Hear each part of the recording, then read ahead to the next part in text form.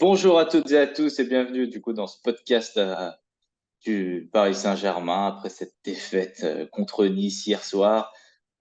C'était la cinquième journée de Ligue 1. C'est pas ce qui va aider notre Laouni ici présent à être plus optimiste pour la saison. Comment tu vas?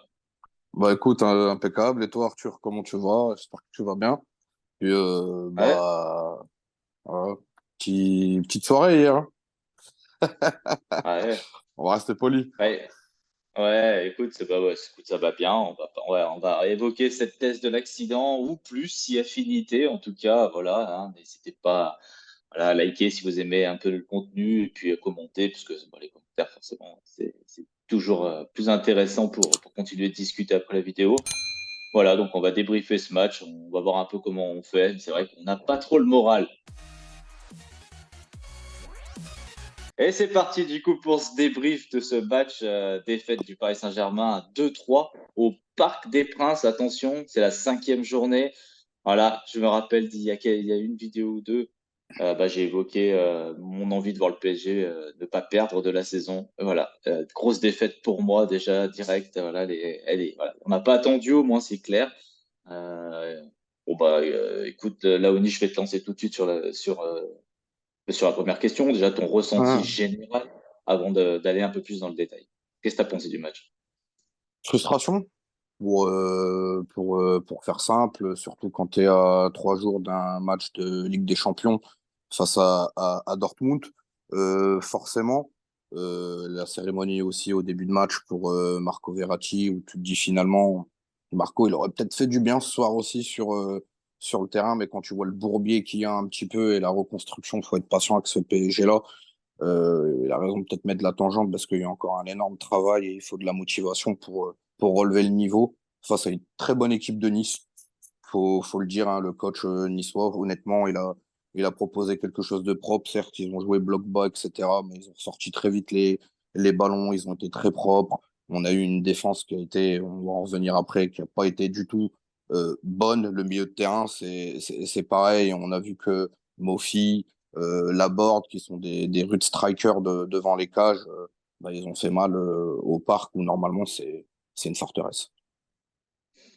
Ouais, bah écoute, moi je te rejoins un peu sur l'esprit général, hein, la frustration. Marco Verratti, évidemment, ça a chamboulé un petit peu la soirée parce que, bon, pour plein de raisons, hein, il est parti, 11 ans, il aurait fait du bien pendant le match, voilà, il a pleuré, gros hommage, même si ça aurait pu être encore mieux fait. Donc ouais, tout ça, ça participe un petit peu à cette soirée un petit peu vaseuse, on va l'appeler comme ça, cette soirée où Paris quand même prend 3 buts, cette soirée où Paris ne gagne pas où on va en parler, on va aller plus individuellement, mais c'est vrai que pour faire simple, sur cette partie, il faut féliciter Nice. Je pense que c'est la première chose à faire. Ils ont bien joué, ils ont su saisir leur chance. Et comme tu l'as dit, avec voilà, hein, Terem Moffi est dans la surface, il tire, ça rentre, il y a des buts. Voilà, ça c'est peut-être un problème aussi du Paris Saint-Germain d'efficacité, on va y revenir.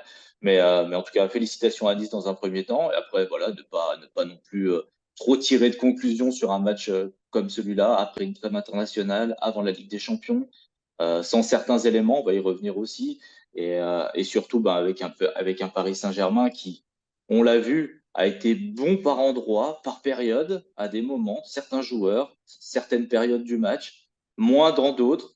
Et il y a quand même des joueurs qui étaient vraiment en difficulté, mais je ne vais pas commencer par un joueur que moi j'ai trouvé en difficulté, mais par un joueur qui s'est fait complètement taillé sur les réseaux sociaux sur le match d'hier. Alors, je te lance tout de suite. Il s'appelle Gianluigi Donnarumma. Je connais déjà ton avis de manière générale sur lui. Moi, j'ai pas trouvé personnellement qu'il fait un mauvais match. Il fait pas grand-chose sur les buts et il fait des arrêts. En tout cas, bon, il fait peut-être une mauvaise relance, mais il faut pas non plus qu'on bloque que sur ça, hein. Ça arrive un petit peu aussi à d'autres gardiens. Sur ce match-là, en tout cas, je l'ai pas trouvé épouvantable. Et toi? Je pensais que t'aurais pas lancé Didio tout de suite, même si c'est vrai que il a pris le bouillon. Moi, je pense que c'est, si tu veux, je refais juste vite fait la transition, c'est plus solaire. On passera après parce que jouer à 10 contre 11 contre n'importe quelle équipe au football, forcément, il y a forcément un équilibre qui n'est plus là. Mais c'est vrai que Donnarumma, le problème, on l'a vu sur les derniers matchs, notamment de la communication avec les défenseurs, comme aussi avec Luis Enrique, il y a un problème. Et c'est vrai qu'aujourd'hui, on a vu que être gardien de but aujourd'hui dans une équipe qui veut essayer de relancer très vite en partant de la colonne vertébrale de tout en bas, qui est le gardien de but. Et il faut de la technique, il faut relancer propre, il faut aller vite, il faut être juste dans les passes. On a vu que Donnarumma, à chaque fois, il y a un problème avec ça aussi. On l'a vu, Luis Enrique, avoir de longues discussions, même poussées dégueulantes avec lui lors des derniers matchs. Honnêtement, je ne veux pas lui tomber dessus, mais je dirais juste, aujourd'hui, il n'y a plus rien pour faire un turnover ou pour laisser Donnarumma dans les cages, parce que je trouve que on l'a laissé, ça va faire sa troisième saison là maintenant. On l'a laissé, ça va faire deux, trois saisons avec aujourd'hui où normalement il doit prouver des choses. Il prouve pas. Aujourd'hui, il n'y a rien pour changer. On est dans une logique de turnover avec Luis Enrique. J'espère que la logique va reprendre les choses et que j'espère que Navas va reprendre réellement la position de numéro un, tout simplement. Il n'irai pas trop loin après sur ça. Alors là, on va commencer comme ça, c'est bien. Premier débat, on va pas faire de duel en X2, mais je suis pas du tout d'accord avec Euh, toi, parce que justement, moi, j'ai pas trouvé que Donnarumma était pas bon sur ce match. Évidemment, les commentaires d'après-match sont tellement terribles, les vidéos, enfin les émissions sont tellement terribles avec son match, qu'en fait, on en a oublié que bah, il a fait quoi de mal dans le match Donnarumma hier? À part être taillé après le match, franchement, Donnarumma, il fait, je crois qu'il y a huit tirs, il fait 5 arrêts plutôt intéressants. Sur les buts qu'il prend, il y a un but détourné, l'autre, il peut rien. Et sur la frappe, bah, elle est magnifique, la frappe de Mofi sur le troisième but. Il fait une mauvaise relance, mais Hernandez, il n'est pas très attentif non plus. Donc, on va dire double cagade, quoi, entre les deux. Mais franchement, le reste, au niveau des passes réussies, même que ce soit passe semi-courte, passe un petit peu plus longue, etc. Bon, c'est pas le meilleur ballon au pied, hein, mais Laoni, Navas, ballon au pied, en sortie de balle rapide, il est loin d'être le meilleur aussi. Et après, il faudrait voir sur la ligne qui c'est le plus fort entre les deux. Moi, je suis pas tout à fait d'accord avec ce débat, même si je le comprends, évidemment, parce que forcément, on trouve à chaque fois des coupables, etc. Et à chaque fois, on veut tout de suite, tu vois, avoir un avis. Par exemple, je vais donner un exemple et tu vas être d'accord complètement avec moi, mais dans le sens inverse, Dembélé, il fait trois dribbles, c'est le nouveau génie. Neymar, l'année dernière, il faisait trois dribbles, on disait, il nous prend la tête. Mbappé, il fait un repli défensif et c'est le héros du match. Tu vois, tu sais, j'ai l'impression qu'on a des avis qui peuvent être très tranchés sur des fois une situation. Alors, c'est vrai que sa relance sur Hernandez, elle n'est pas belle. C'est vrai il faut éviter ce genre de choses-là, et ça, je suis complètement d'accord. Le jeu au pied, c'est ce qu'il y a de plus terrible pour Donnarumma, mais sur sa ligne, je pense il est quand même super méga fort. Et bon, ouais. dans tous les cas, je pense il faut continuer à lui donner confiance si on le continue de le faire jouer et arrêter de vouloir à tout prix lui mettre la pression avec ce qu'il peut se dire. Vous allez tout partager le temps de jeu, des trucs comme ça. Je pense que pour un gardien, ça marche pas ça. Enfin bref, on va pas faire le débat, on pourra y revenir une prochaine fois dans une autre vidéo, mais je vais passer tout de suite sur la défense, que moi personnellement, c'est un secteur que j'ai trouvé très en difficulté, à l'image de deux joueurs qui, à mon avis, ne peuvent pas jouer ensemble. Respect à Skriniar et Danilo, mais deux joueurs de ce profil-là qui sont très costauds, pas une super relance. Rapide, oui, Danilo est un peu plus rapide que Skriniar, mais c'est pas non plus Marquinhos dans la vivacité. Je trouve que ça marche pas, les deux, et ça marchait déjà pas en match de préparation. Ça n'a pas Ouais. marché là. Dans le duo, je mettrais juste un bémol. Danilo, je l'ai pas trouvé bon, mais je l'ai pas trouvé mauvais, j'ai trouvé moyen. Alors que Skriniar, je l'ai trouvé très très limite. Je sais pas ce que tu en penses. Hakimi, bonne première mi-temps, deuxième mi-temps, ben, beaucoup plus passable.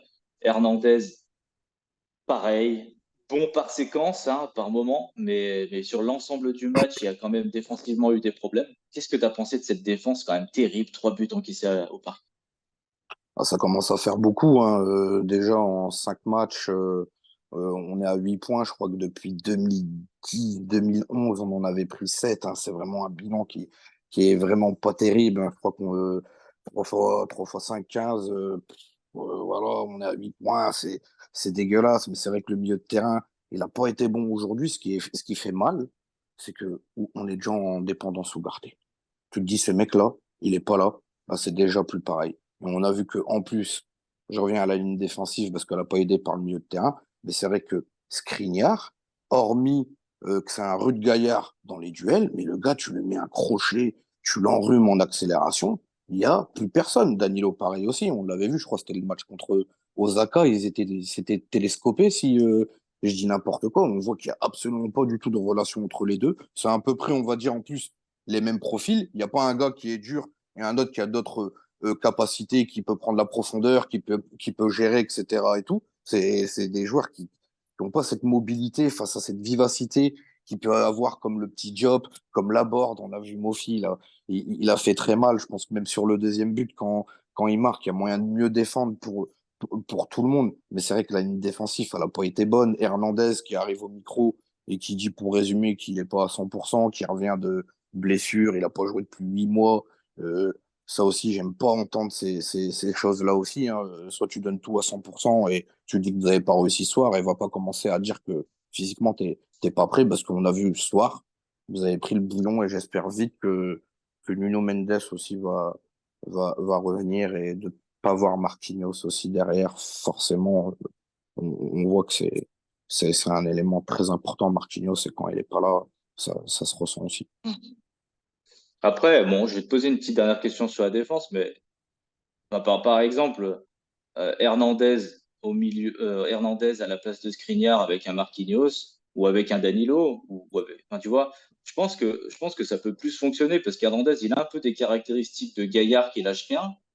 Et à côté de ça, il a quand même une meilleure relance, il est plus rapide. Enfin, tu vois ce que je veux dire, tu sais, je pense que dans le binôme de défense, c'est pas inintéressant en fait d'imaginer d'autres solutions. Tu vois, hier par exemple, je me suis dit Danilo Skriniar, ça fait des semaines qu'on dit que ça peut pas marcher. Enfin, c'est compliqué. Enfin, tu vois, pas contre toutes les équipes, mais avec des, Ouais. des joueurs comme Laborde et Mofi, c'est pas le meilleur choix de Luis Enrique. Mais admettons, il y a le retour de Nuno Mendes, le retour de Mukiele, hein, comme ça, on va dire qu'on a la défense, on va dire un peu plus complète. C'est quoi? Tu pars sur quelle défense, toi? C'est quoi ta défense type avec l'effectif actuel? Bah, moi, je mets Nuno, je mets Hernandez, Marquinhos dans l'axe avec Hakim. Ok. Parce que c'est vrai que Nuno Mendes, quand il va revenir, tout le monde disait non, mais Hernandez, il va rester à gauche, il va rester à gauche, il va rester à gauche. Moi, je suis désolé, hein. Depuis les 6 buts encaissés en 5 matchs, tu l'as dit, que 8 points. La défense, elle a été par moments intéressante, mais c'est en grande partie grâce à Marquinhos, hein, on va pas se le cacher, sur ce début de saison. Donc, ouais, moi, je pense qu'il y a du travail à ce niveau-là. Mais bon, voilà, pour la défense, je pense que tout le monde a vu, hein, ça a un peu pris l'eau, un peu des buts faciles, et ça a aussi laissé Donnarumma beaucoup voilà, dans la sauce. Voilà, Elle est explosée, tout hein. le monde n'est pas irréprochable. Mais après, tu l'as dit, et du coup, bah, tu m'as fait la passe décisive en avance, mais du coup, comme j'ai toujours un train de retard, parce que je parle beaucoup, bah, on va parler du milieu de terrain. Ouais. Alors, le milieu de terrain, c'est terrible, là, Winnie, hein, ce qu'on a vu hier, c'est c'est terrible. Alors, tu l'as dit, je crois que tu as déjà dit le truc le plus important, la dépendance à Ugarte. Même s'il fait pas une fin de match incroyable, on a vu que dans l'attitude générale du Paris Saint-Germain quand il est rentré, c'est pas le même PSG. Ah bah non. Surtout, Warren Zaïre-Emery, un peu plus bas, bah, c'est se priver de peut-être du seul milieu en ce moment qui prend le ballon, qui se tourne vers l'avant et qui avance. Bon, Vitinha le fait un peu, mais pas trop contre Nice hier soir. Et Ruiz n'était pas là, et je pense que Ruiz, c'est peut-être celui qui peut remplacer Ugarte, parce qu'il a la technique, on l'a vu, c'est quand même un beau joueur, hein, Fabian Ruiz, et je pense que quand il va être en confiance, ça peut être quand même très bien. Et Ouais. puis bon, dans ce milieu de terrain, tu nous mets Carlos Soler, je crois que tu l'as dit, je crois que je ne comprendrai jamais comment le PSG a pu acheter depuis une dizaine d'années des joueurs comme ça, des joueurs qui sont très forts. Hein. Carlos Soler, je critique pas, il est très fort. À Valence, c'était très beau. Ah Julian oui, oui. Draxler, c'était un crack, sûrement un des joueurs les plus techniques. C'était même, je crois, Neymar qui l'avait dit en interview que de Draxler était impressionnant balle au pied. Wijnaldum, grosse saison à Liverpool, il arrive au PSG, il est saison blanche, il part, le PSG veut même pas être tenté de le garder alors qu'on a vu il manque des milieux. Écoute, c'est quoi le plan au milieu de Luis Enrique? J'arrive pas à tout comprendre. Bah, moi, déjà, hier, Luis Enrique, déjà de une, j'ai pas aimé sa sortie de conf, où direct, il s'est planqué direct avec les matchs internationaux, X ou Y qui sont partis, etc. Par moment, par moment tu te dis, c'est pas possible, on entend des. Et il dit que lui-même, c'est pas des excuses, mais on entend les excuses à 2 balles de ses prédécesseurs, alors qu'il y a aujourd'hui un mercato, il y a normalement quand même une profondeur de banc. Toi qui dis que tu es dans la gestion, dans le turnover, Ugarte, moi, en plus, ça m'a fait mal quand il est rentré sur le terrain parce que tu l'as dit. On l'a dit. Il y a déjà limite une dépendance à ce gars-là et c'est pas possible. Et on l'avait déjà dit dans les anciennes vidéos. On te dit Ugarte, le jour qu'il va plus être là, ça va faire. Moi, il m'a fait penser à Verratti dans les moments où il est dans la merde. C'est le seul milieu potable qu'on a, qui est trop fort. Et le jour que le mec, il est pas là, ou il est moins bien, t'as tout qui s'écroule. Et c'est vrai que le Gaillard, il est rentré, et en peu de temps, il a fait ce qu'il a pas fait Solaire en 1 heure et demie de jeu. Mais Solaire, moi, je ne lui tombe pas dessus. Il joue jamais à son poste, ce gars-là. C'est l'indésirable au PSG. C'est le mec où tu sais pas foutre sur le terrain, mais tu le mets quand même. Mais Solaire à Valence, c'est un mec qui joue un peu comme Asensio. Il joue devant le but, en 9,5, 10, il est beaucoup dans la surface, il décroche. C'est quelqu'un qui était un peu en électron libre, mais il n'était pas sur les couloirs, sur les côtés, ou à essayer de ratisser des ballons, chose qui n'est pas du tout son point fort. Et c'est vrai que même sur le terrain, par contre, ce qui me choque chez lui, c'est que tu as l'impression qu'il est là. Ah, le parc, putain. Ah, la pause. Et il est là, il est en spectateur. Premier spectateur au parc, ben, il joue. Je sais pas, je veux pas lui tomber dessus. Je comprends pas. Pareil, le coaching, j'ai pas compris. Vitinha, honnêtement, ah là là là là. Hier, Bruno Chéroux, quand il a dit ça manque Neymar, ça manque Messi, ça manque tous ces gars-là, j'avais envie de pleurer parce que avoir une possession de balle, c'est bien, mais les mecs qui font le cassage, le décalage, le bon moment, le bon dribble, on a vu même Mbappé, il en a été frustré plus d'un moment, mais il n'y a pas ces gars-là. Vitinha, à un moment donné, il est sur le côté gauche, il est en 1 contre 1, il fixe et il met sa jambe d'appui comme il fait Neymar là. Ding, ding, ding, ding, ding, ding, ding, ding. Tu dis c'est bon, il va lui dérouiller sa gueule. Il fait tout ce que font les joueurs de merde, c'est-à-dire à fixer, à essayer de dribbler. Il nous a envoyé un centre pourri juste derrière. Je me suis dit, c'est pas possible. Hey, j'ai pensé à Gonzalo Ramos hier. J'avais envie de pleurer pour lui. Je me suis dit, tu vas te transformer en Icardi, mon ami. Ce PSG-là, quand il joue comme ça, On va y j'ai arriver. l'impression. Ah, non, non. Franchement, le milieu de terrain, hier, à part Ugarte, Zahir Emery, il a été dans la sauce. Vitinha, c'est pareil, parce qu'on a joué à 10, mais Solaire, j'ai pas de mots. T'as vu, Ouais, on a les Goths au PSG avec le logo de la chèvre, puis Solaire, c'est pas le logo de la chèvre, c'est le logo de Ghostbuster, frère. C'est un fantôme sur le terrain. C'est un fantôme.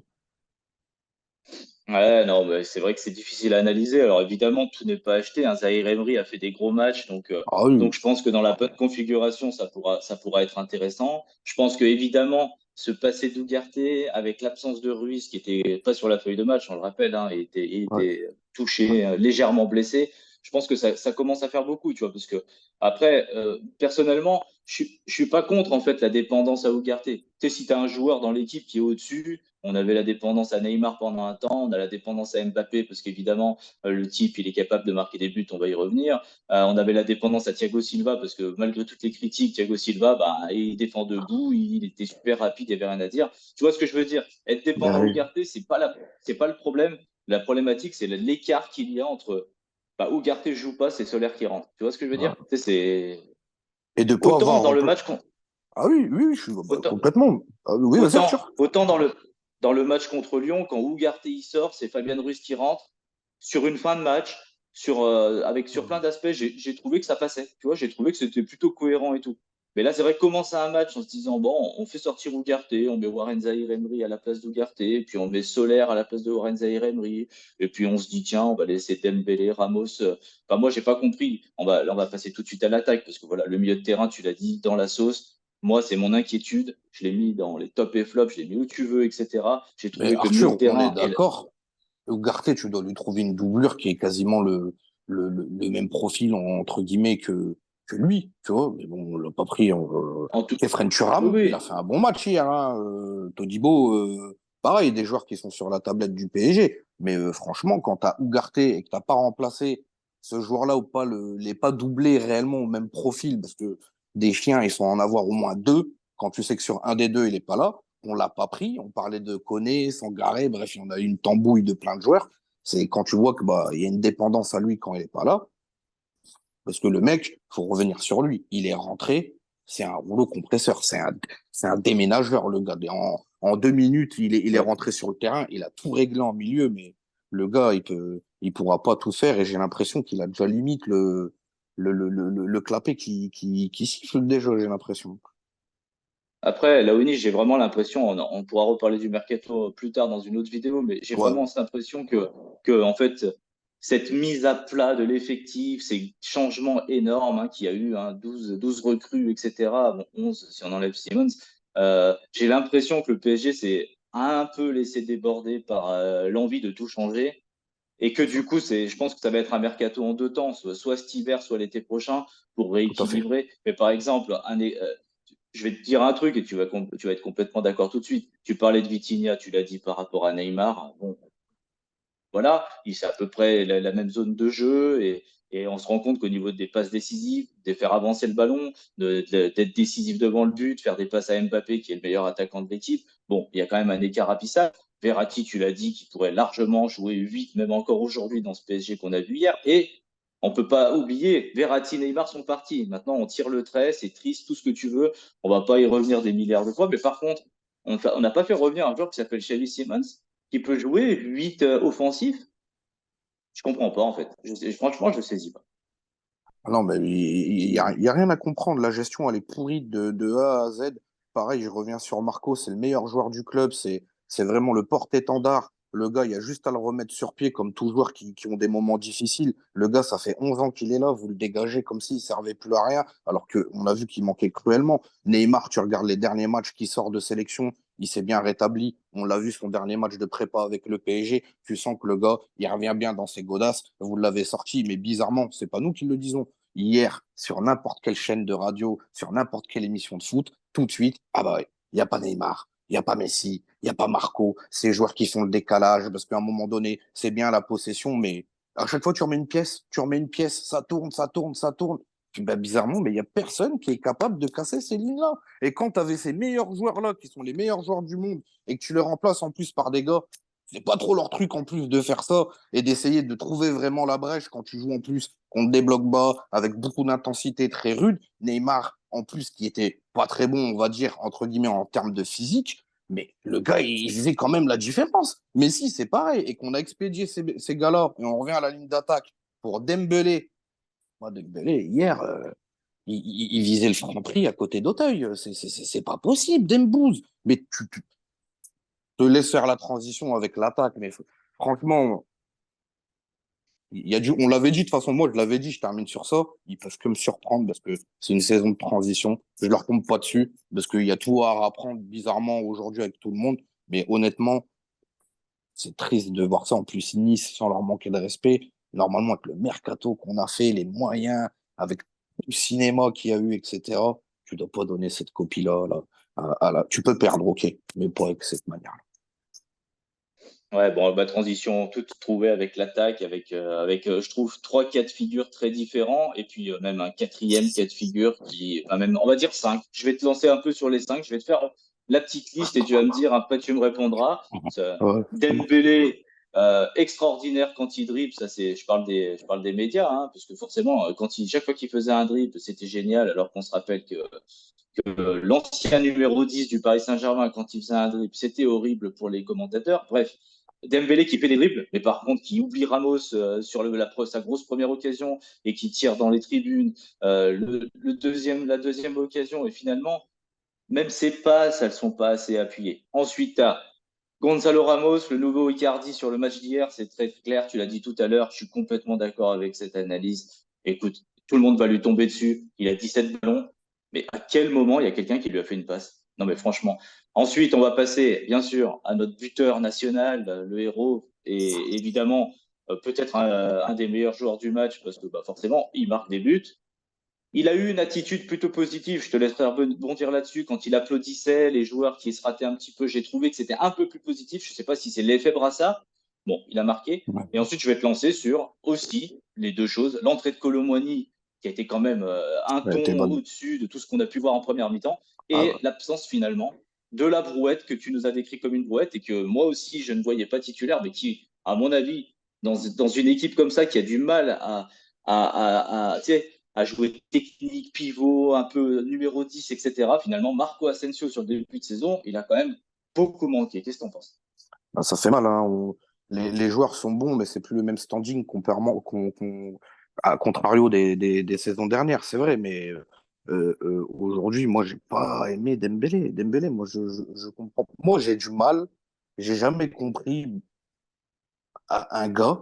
comment tu peux bien manier le ballon, pied droit, pied gauche, sortir dans des petits périmètres, dans des moments, mais tu te dis, mais comment il a réussi à se faufiler là-dedans? Et quand tu arrives sur le moment crucial, où là, bah, tu te dis, le gars, il a quand même une motricité au niveau de son pied pour essayer de bien épouser le ballon, de l'embrasser. Tu te dis techniquement, alors devant le but, s'il fait ça avec le ballon, techniquement, tu te dis que devant le but, il doit pas être maladroit, le gaillard, mais il sait pas comment il faut frapper dans le ballon. Et j'ai l'impression dès qu'il arrive, en fait, Dembélé, c'est un éclair, en fait. C'est pas quelqu'un qui arrive à avoir cette espèce de bulle à un moment donné où il arrive à arrêter le temps quelques secondes et qui arrive à trouver l'angle au niveau de son pied pour frapper dans la balle et que ça fasse mouche. Mais il a mis des ballons, mais je me suis dit, c'est pas possible. La dernière fois, pareil, il parlait de cramponnage qui glissait parce qu'il était mal cramponné. On avait même Thierry Henry qui était venu un petit peu l'aider en disant que bah, lui, il jouait toujours en vissé pour éviter tous ces problèmes-là. Mais à un moment donné, tu te fous de la gueule du monde ou quoi? T'es sérieux? Moi, hier, en plus, il m'a fait peur. Il a tenté beaucoup de dribbles, comme Neymar qui se faisait défoncer injustement. Et je pense qu'il y a au moins un ou deux Niçois, ils doivent sortir avec un rouge. Il prend une cravate à un moment donné par l'arrière. Je me suis dit, Dembélé, il va pas faire long feu. Et je l'ai trouvé, il a pas été bon, franchement, devant le but. Et j'espère qu'il va faire des séances à travailler parce que moi, ce qui Et, m'énerve avec et ces qu'est-ce gars-là, et je que. termine sur lui, le gars, tu lui dis, c'est quoi ton meilleur pied?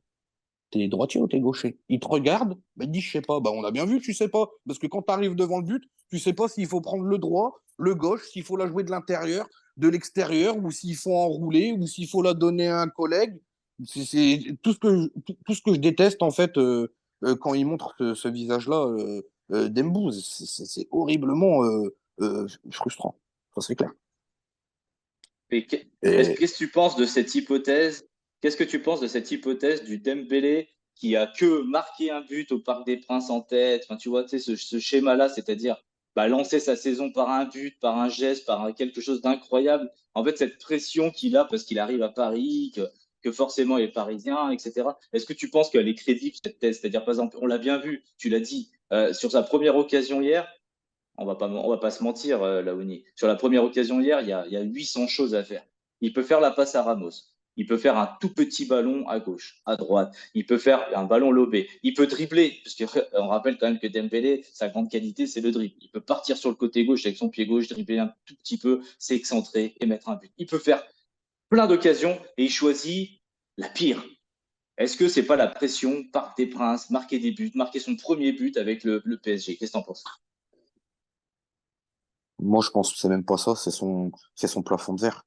Dembélé, c'est son plafond de verre. Depuis Rennes, Dortmund, Barcelone, on lui a toujours reproché que c'est devant le but, la zone de finition, c'est son plus gros problème. C'est là où il goinfre énormément parce que c'est quelqu'un, comme je le dis, qui est capable de faire des fulgurances sur 50, 40, 30 mètres. Bref, c'est quelqu'un qui va très vite. Mais c'est vrai que quand tu arrives devant le but, il y a plein de joueurs qui arrivent très vite aussi devant le but. Mais ils arrivent à se concentrer à un moment donné, à retrouver de la lucidité, chose qu'il n'arrive pas à faire. Et ça, c'est sa marge de progression. Peut-être aussi qu'il veut lancer sa saison en mettant un but, mais il y a d'autres manières de lancer une saison. C'est déjà toi-même de te mettre en bonne condition au parc avec tes nouveaux coéquipiers, à torcher ton jeu. Comme je le disais, j'avais aimé ce qu'il faisait, où il avait pris deux, trois boîtes contre Lens, puis très vite, un contrôle, une passe. C'était très propre. J'avais aimé cet aspect de son football. Mais c'est vrai que quand tu forces les choses dans le foot, forcément, ça donne ce résultat-là. Et c'est vrai que Dembélé, avec le niveau qu'il peut avoir, honnêtement, le match de l'équipe de France, je l'ai trouvé pas bon la dernière fois.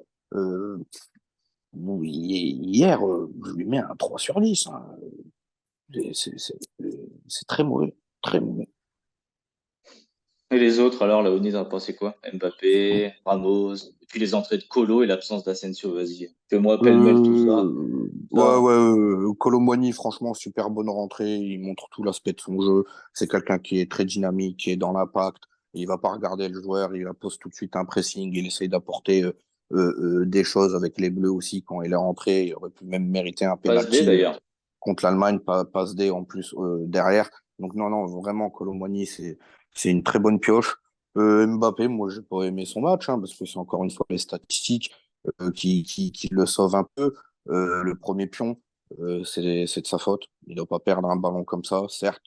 Il se rachète. Je pense que dans le match, il aurait pu mettre plus que deux buts. À un moment, il y a un ballon qui arrive en porte-manteau, comme ça, où il peut essayer de la contrôler. Et on a bien vu que c'est pas encore ce joueur-là qui est capable de contrôler ces ballons-là. Le contrôler l'IP, forcément, l'action où tu peux scorer, bah, tu la mets pas parce que le contrôle n'est pas bon. Pareil, son espèce de ciseau qui met, moi, j'ai eu cette sensation où il a un peu tout envoyé du style, hey, je l'attends comme ça, et puis on verra ce que ça donne. Heureusement, c'est rentré. Mais cette espèce de point rageur à 4 minutes de la fin, j'avais envie de péter ma télé parce que ça, c'est à ce moment-là, bizarrement, qu'ils ont commencé à essayer de forcer les verrous niçois. J'ai dit, allez, vas-y, toi, va-t'en, va-t'en. J'aurais préféré perdre 3-1. Voilà, j'aurais préféré perdre 3-1 que de voir ça. Et après, bah, mon pauvre ami Gonzalo Ramos, au PSG, t'es tombé dans une équipe où t'as un gars déjà qui est le coach, qui est capable de jouer 109, ça le dérange pas. C'est pas une priorité en plus de jouer avec un numéro 9. Et sur le terrain, en plus, on a vu la liaison qu'il peut avoir avec X ou Y. Bah forcément, il n'y en a pas trop. Et Gonzalo Ramos, hier, j'avais l'impression de voir Cavani dans les dernières saisons, de voir Icardi, de voir Choupo, de voir Ekitike. Hein, et c'est des bons neufs. Hein. Choupo, avant qu'il sorte du PSG, il arrive après derrière au Bayern. Le mec, il casse tout. Hein, la saison dernière, faut pas oublier aussi. Hein. On a eu des bons neufs, mais au PSG, on joue pas avec. Et les mecs qui sont sur le terrain, bah, ils veulent pas jouer avec lui. Ils sont pas servis. Et vu le prix, entre guillemets, qui coûte, honnêtement, ça me fait peur. Mais Gonzalo Ramos, je me suis dit, il s'est rassuré avec la sélection. Il marque 2 buts. Je l'avais joué en plus hier en tant que buteur. Mais quand j'ai vu le match, je me suis mis à sa place 2 minutes. Mais à mon avis, oui, je me dis, qu'est-ce que je suis venu foutre ici? Qu'est-ce que je suis Ouais. venu foutre ici? En Après, c'est plus, vrai, je vais avoir dans le il a derrière 22 l'attaque ans. de l'équipe de France qui va privilégier en plus sur moi.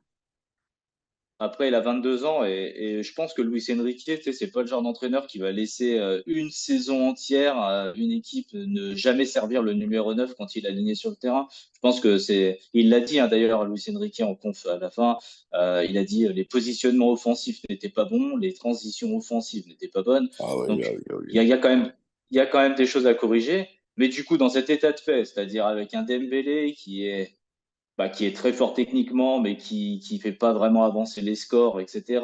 Entre Colomani qui fait une belle rentrée, Mbappé indéboulonnable, et Gonzalo Ramos qui est pas encore bien intégré dans cette équipe.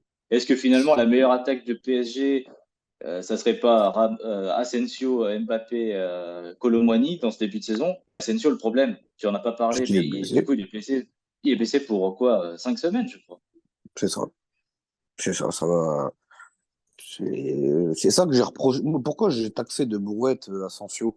Parce que c'est quelqu'un qui a eu une courbe de progression où il a commencé très fort quand elle a explosé avec Isco. On s'est dit, ces mecs-là, ça va être des bombes. Forcément, après, tu arrives au Real de Madrid où il y a énormément de monde. C'est le meilleur club du monde, entre guillemets, pour tout ce qui est les trophées, etc. Et il s'est gavé de trophées aussi là.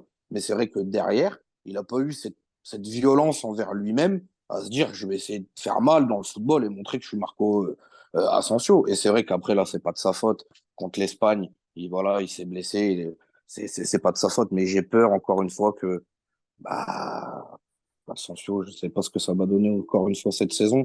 Il prend encore une fois de l'avance. Puis finalement, bah, il se blesse. Puis il va devoir reprendre encore un train où il va avoir du retard, se réhabiliter, se retrouver de la confiance qu'il avait réussi à avoir sur les derniers matchs. J'espère qu'il va avoir tout de suite cette lumière en lui. Mais c'est vrai que J'espère pour faire la transition avec le match de Dortmund qu'ils vont tous allumer un peu la lumière en haut parce que franchement, hier, j'ai pas de mots. Je suis d'accord. Je suis d'accord. Mais bon, en même temps, voilà, c'est ça aussi qu'on reconnaît les bonnes équipes qui sont aussi en formation, comme tu l'as dit. On va laisser du temps. On a le droit de rater un match. Ah oui, bien, Le problème oui. le problème du PSG l'année dernière, c'était vraiment de rater un match, puis un autre, puis un autre, puis les 38, puis les 45. Donc, on va dire que c'était ça. On va voir. Hein. Dortmund, ce sera un bon moyen de voir si cette équipe elle a les épaules pour réagir aussi, pour se remettre un petit peu d'aplomb. J'ai pas cité Barcola, on en parlera dans une prochaine vidéo, parce que bon, il est Ouais, rentré. Rien de vraiment significatif à se mettre sous la dent. Écoute, je pense qu'on a fait le tour de manière générale. Je n'ai plus qu'à te remercier d'être venu parce que ouais. débriefer ce match, on a quand même l'impression de revenir à un PSG version Pocket ou un PSG version galette. Mais non, c'est un PSG version Luis Enrique.